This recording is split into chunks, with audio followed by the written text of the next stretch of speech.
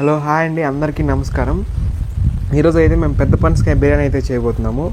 ప్రతిరోజు మమ్మీ చేసి పెడతాది, ఈరోజు మమ్మీకి నేను చేసి పెడతాను. ఎలా చేద్దామో చూసేద్దాం పదండి. పనసకాయ అయితే మా డాడీ కట్ చేస్తున్నాడు అనమాట.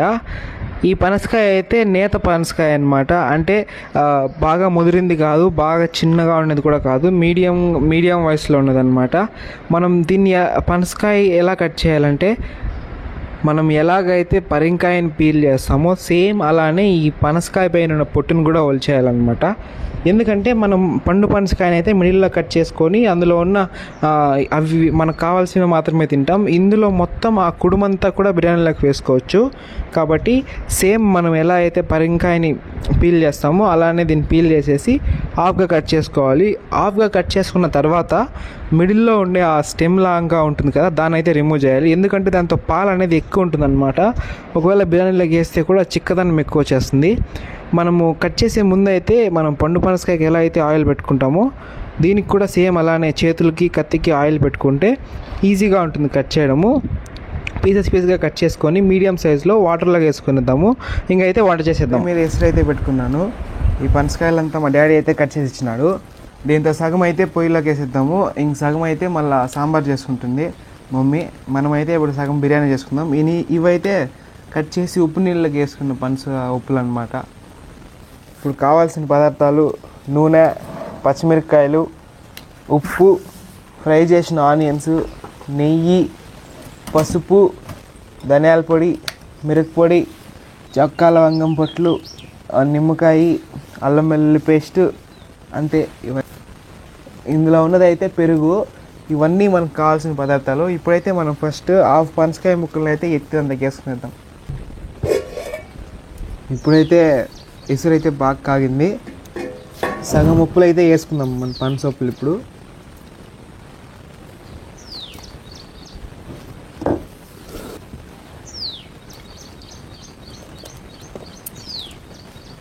ఇవైతే ఉప్పులో నానబెట్టిన పనసొప్పులు అన్నమాట. ఇప్పుడైతే ఇంతకీ ఉప్పు పసుపు అయితే వేసుకుందాము. 1 టేబుల్ స్పూన్ ఉప్పు, కొంచెం పసుపు అయితే వేసుకుందాం. ఇప్పుడు వేసుకున్నాం కదా, బాగా మిక్స్ చేసి ఒక 80% వరకు ఉడికించుకుంటే పనసకాయలు అయితే ఉడికిపోతాయి. మనం మామూలుగా మళ్ళీ బిర్యానీ చేసుకోవచ్చు. ఇప్పుడైతే మూత మూసి పెట్టినేద్దాం.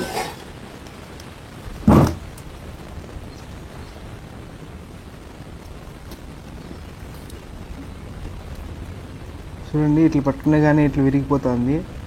ఇప్పుడంటే మనకి 80% ఉడికిపోయిందనమాట. ఇప్పుడైతే మనం దీని అంతా పక్కకైతే పెట్టేద్దాం.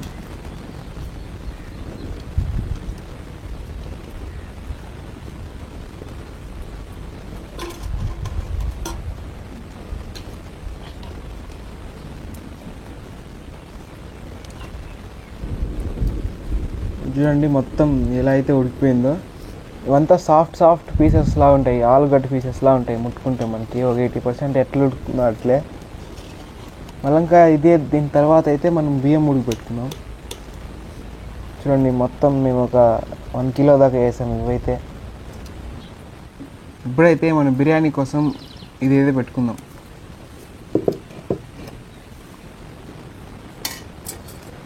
ఆయిల్ అయితే పోసుకుందాం.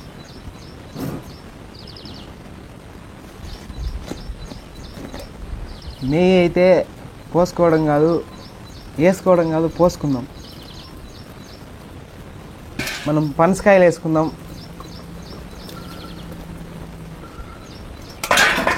వేసి ఒకసారి బాగా కలుపుకుందాం.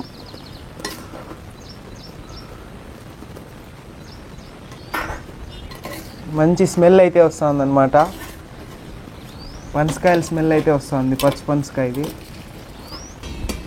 ఇప్పుడు మూత అయితే తీసి చూద్దాము. పనసకాయలు అయితే నూనెలో బాగా మగ్గినాయి అన్నమాట. ఇప్పుడు దీనికైతే గుంతగా చేసుకొని దీంతో పచ్చిమిరపకాయలు, ఒక 2-3 టేబుల్ స్పూన్లంత అల్లం వెల్లుల్లి పేస్ట్ అయితే వేసి కాసేపు వగిలిద్దాం. పచ్చివాసన పోయే వరకు దీన్ని వేపుకుందాం. ఉప్పు ఇప్పుడు కొంచెం చేసుకుందాం. కారం, పసుపు, ధనియాల పొడి, మీడియం సైజ్ 4 టమోటాలు బాగా కలుపుకుందాం.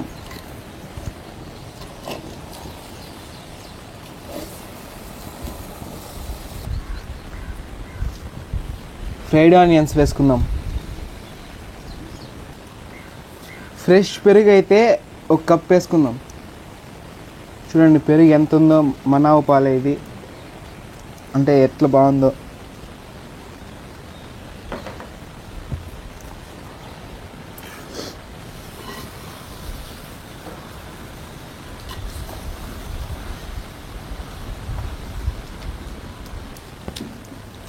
ఇప్పుడు బిర్యానీ మసాలా అయితే 1 స్పూన్ వేసుకొని 2 గ్లాసులు నీళ్ళు పోసుకుందాం.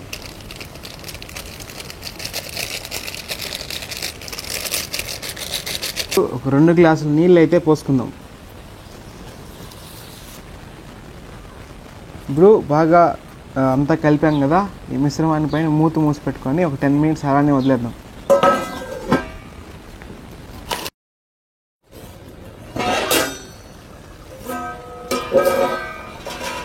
చూసారు కదా, పనసకాయ అయితే ఆల్మోస్ట్ అంతా బాగా ఉడికిపోయింది. ఇప్పుడు దీన్ని తీసి అయితే మనం రైస్ పెట్టుకుందామండి. దీన్ని అయితే పక్కకు తీసి పెట్టేద్దాం. దీన్ని తీసి ఇప్పుడైతే రైస్కి ఎసరు అయితే పెట్టుకుందాము.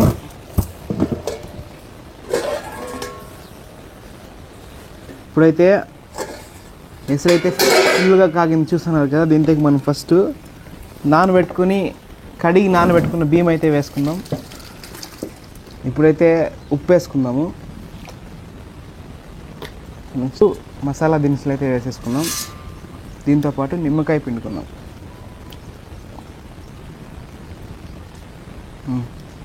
ఇప్పుడైతే నెయ్యి వేసుకుందాం. దీన్నంతా ఒకసారి బాగా కలుపుకుందాం.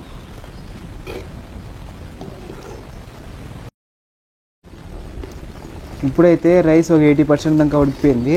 దీన్ని తీసి పక్కన పెట్టుకుందాం.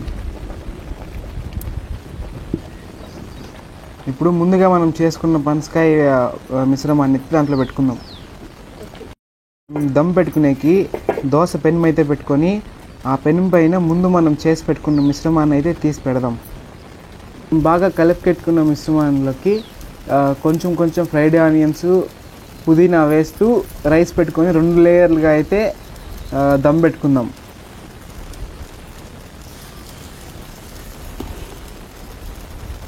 ఇలాగైతే మనం తీసుకున్న పనసకాయ దీంట్లోకి ఉడకబెట్టుకున్న రైస్ అయితే వేసి 2-3 లేయర్లుగా బాగా దమ్ పెట్టుకుంటే పనసకాయ బిర్యానీ రెడీ అయిపోతుంది. 2వ లేయర్ అనమాట.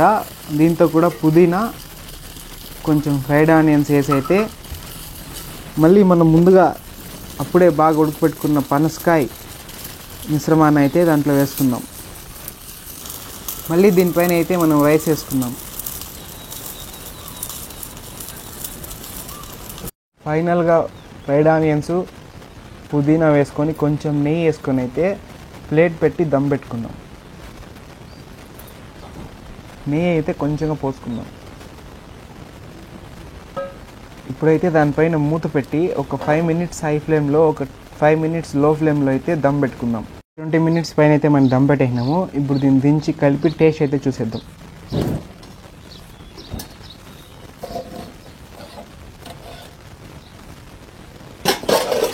రైస్ అయితే ఫుల్గా బాగా పొంగి నెయ్యి వాసన అయితే సూపర్గా వస్తుంది. మనం లేయర్లుగా పెట్టాం కదా, ఆ లేయర్లు అయితే చూసుకుందాం ఎలా వచ్చాయో ఏమైందో. స్మెల్ అయితే సూపర్గా అయితే ఉంది. పనసకాయ ముక్కలు అయితే చూడండి భలే కనిపిస్తున్నాయి కలర్గా.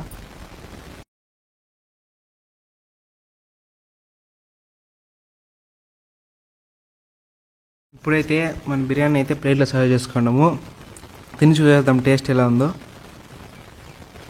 పప్పు, పనసకాయ,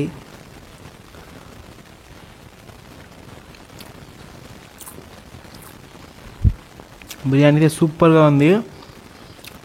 ఈ పనసకాయ ఎలా ఉందంటే మనము వెజిటేబుల్ రైస్లో వేస్తాం కదా అప్పుడప్పుడు పప్పులాగా, దాన్ని ఏమంటారు, మిల్ మేకర్ కాదు, ఇంకోటి కందిపప్పులా ఉంటుంది, బాదం పప్పులా ఉంటుంది. కుడుంగా భలే ఉంది. చికెన్ బిర్యానీకి ఏమాత్రం తీసిపోదు. వీడియో నచ్చితే లైక్ చేసి షేర్ చేసి సబ్స్క్రైబ్ చేసుకోండి. మీరు మీ మమ్మీస్ కోసం ఎప్పుడైనా ఇంట్లో బిర్యానీలో చేసి పెడతా ఉంటే పాకెట్ మనీ ఎక్కువ ఇస్తారు. మా అమ్మ నాకు 4,000 ఇచ్చింది ఈ పొద్దు. అది ఉంటాను, బాయ్.